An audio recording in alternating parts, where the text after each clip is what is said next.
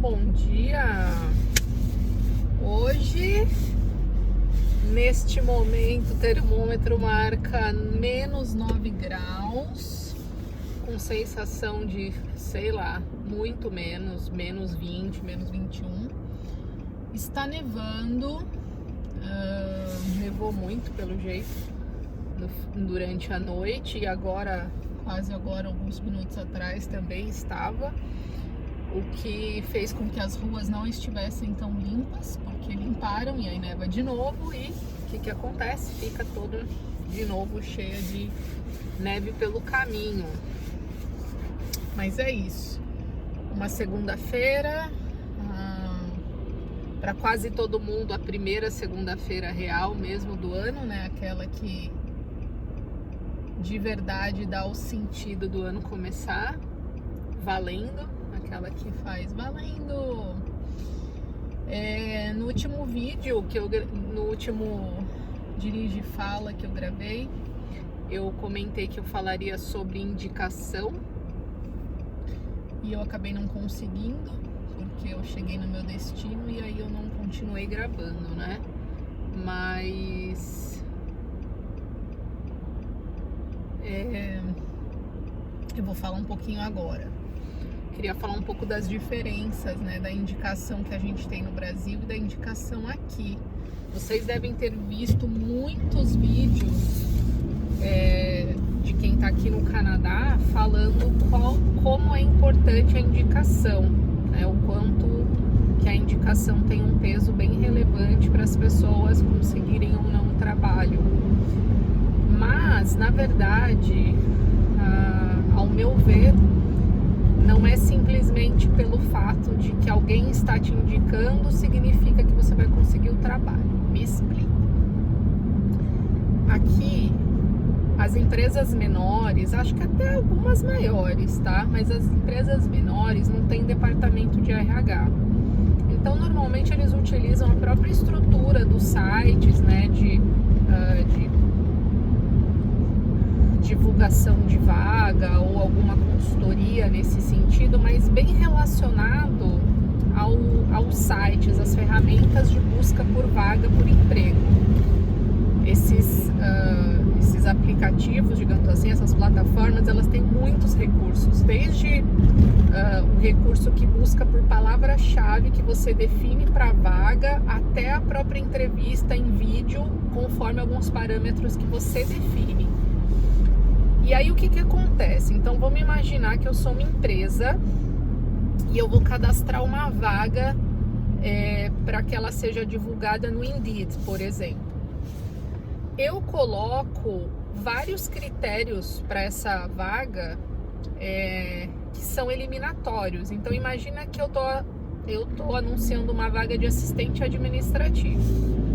E como critério que tem que ter no currículo de quem se candidatar para essa vaga, tem que ter a palavra, por exemplo, organizada. Tem que ter a palavra proativa. Tem que ter que essa pessoa fala francês. E aí, a ferramenta, quando salva essa informação, e eu, Gisele, pessoa, fui lá e me candidatei para essa vaga, subi minha carta ali de intenção, subi meu currículo. O próprio sistema varre esses dois documentos que eu mandei e ele pesquisa todas as palavras que a empresa, no caso, definiu para essa vaga. E se as informações ali não batem, eu já sou eliminada ali. Então, a empresa sequer chega a receber o meu currículo para ela avaliar se eu tenho condições ou não de ocupar aquela função que está aberta. Então, esse eu acho que é o grande ponto de que muitas vezes nem chamada para as vagas a gente quando a gente se candidata. Eu até acho que hoje isso no Brasil também tem um pouco, apesar de eu me candidatar para muito menos vagas no Brasil, fazer muito menos entrevistas, né? Isso é também uma coisa cultural que a gente tem, de não ficar procurando todo o trabalho, porque, imagina, né, o que vão pensar de mim, o que a empresa vai pensar de mim. Aqui é um pouco diferente, as pessoas mesmo empregadas procuram outro trabalho porque é a forma de aumentar o salário, de aumentar cargo, é visto de uma forma um pouco diferente do Brasil nesse sentido. Então, a questão da palavra-chave, e por isso que é tão importante, para cada vaga que você se candidate, você adapte o seu currículo quase que completamente para aquela vaga. Porque se você não faz isso, as palavras de busca, né, tudo que foi definido pelo empregador, que ele precisa que essa pessoa que vai ser contratada tenha, você não vai ter no seu currículo, né, 3 ou 4, eu não sei exatamente qual é o critério. Eu imagino que não tem que gabaritar, né, você não tem que ter todas as características, mas deve ter um mínimo aí. E aí você sequer passa por uma fase de ser avaliada de fato, ser entrevistada, né, no caso. E aí que vem a indicação, porque o que a indicação faz? A indicação já te leva direto para alguém avaliar o seu currículo, né? Então imagina que você tem uma pessoa, um conhecido que trabalha em uma empresa que tem uma vaga de assistente administrativo aberta. E aí você tem o seu currículo que você já costuma usar para aplicar para as vagas, enfim. E essa pessoa que você conhece leva o currículo para quem está contratando. Então você elimina essa fase, né, essa parte da busca do programa, que é binário, tem ou não tem. Ele não vai fazer assim, tem, ou melhor, ele vai fazer assim, não tem organizada, mas ela tem um treinamento de 5S, não sei o que. Ele não faz essa leitura.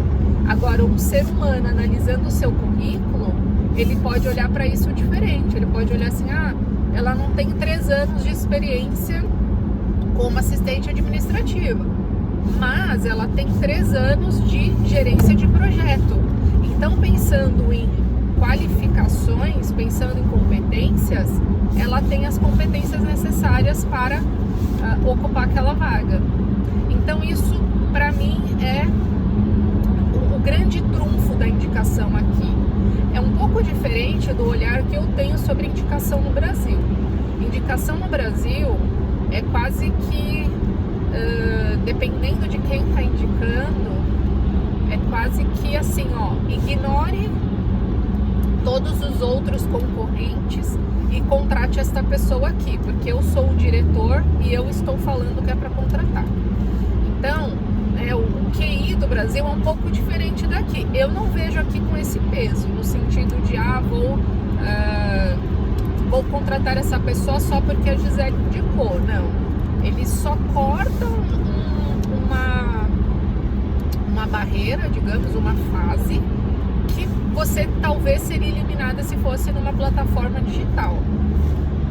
Porém, por outro lado, quando a gente fala de empresas menores, quando a gente fala de indicação, aqui tem uma questão que eu acredito muito que eles enxergam, que é a questão da boa-fé, né? Então, se a Gisele está indicando essa pessoa, eu já parto do princípio que a pessoa seja uma pessoa idônea, seja uma pessoa boa, uma pessoa correta, honesta. Então, tem essa questão de boa-fé, porque se fosse uma pessoa corrupta, se fosse uma pessoa ruim de trabalho, que falta, que deixa o empregador na mão, ela não me indicaria. Então eu acho que tem um pouco disso, que é o que tem no Brasil. Lógico, quando a gente indica alguém, a gente morre de medo da pessoa falhar, da pessoa, né, fazer alguma coisa que prejudique, né, digamos assim, o fato da gente ter indicado, que queime o nosso filme, né, grosseiramente aí falando. Mas eu acho que é um pouco diferente, porque normalmente a indicação do Brasil, dependendo do cargo que você tem, dependendo do cargo de quem indicou, ignora-se totalmente os outros concorrentes, mesmo que as competências muitas vezes dos outros sejam maiores, para considerar a indicação. Aqui eu não vejo isso. Aqui eu vejo que eles só levam para o processo seletivo a pessoa indicada, e aí vai ser realmente na diferença ali das competências, do que está no currículo, que a pessoa for capaz de se explicar na entrevista também. Então, basicamente, isso que eu queria falar sobre indicação. E por que eu acredito nisso? Porque tanto o meu trabalho na Valu Village quanto o meu trabalho na empresa que eu tô agora foram indicação. Em ambos os casos, né, vou dizer assim, da Valu Village até mais, eu cortei exatamente o digital da história, porque a plataforma da Valu Village te permite carregar o currículo e se candidatar para vagas, mas eu e mais milhões de pessoas fazem isso porque todo mundo que chega aqui precisa de emprego, tem um monte de gente precisando trabalhar, as pessoas entram lá e sobem o currículo. E aí, se eu não tenho as palavras, as competências que a plataforma precisa, ele já não me escolhe, eu nem vou para o processo de seleção. Então, o fato de eu ter sido indicada me colocou no processo de seleção.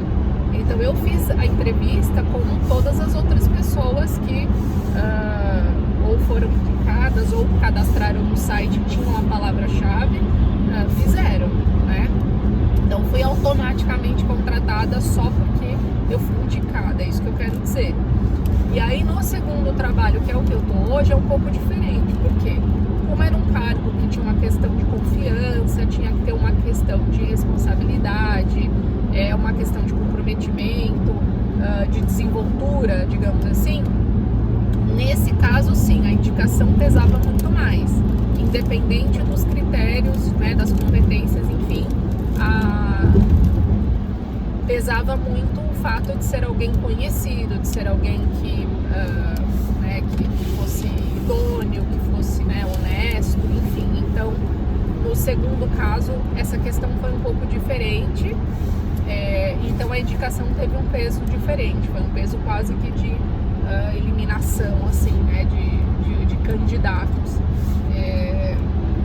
Mas é lógico que se não tivesse essa indicação, faria um processo de seleção normal, que é esse: você preenche na plataforma, você coloca quais os critérios que você quer que a pessoa tenha, você coloca o que é condição eliminatória, o que é condição desejável, e é assim que funciona basicamente. Então, é isso que eu queria comentar com relação à indicação aqui, porque esse é um tema muito falado em vários vídeos que eu vejo na internet sobre o Canadá, o peso da indicação, mas como a gente tem no Brasil o QI de uma forma um pouco pejorativa, de uma forma que só contrata o colega, né, só contrata a família, mó nepotismo, a família inteira trabalha aqui, enfim, eu queria dar a minha visão com relação a isso, né, que é uma indicação no sentido de chegar a ser avaliada, pelo menos. E é isso, pessoal. Uma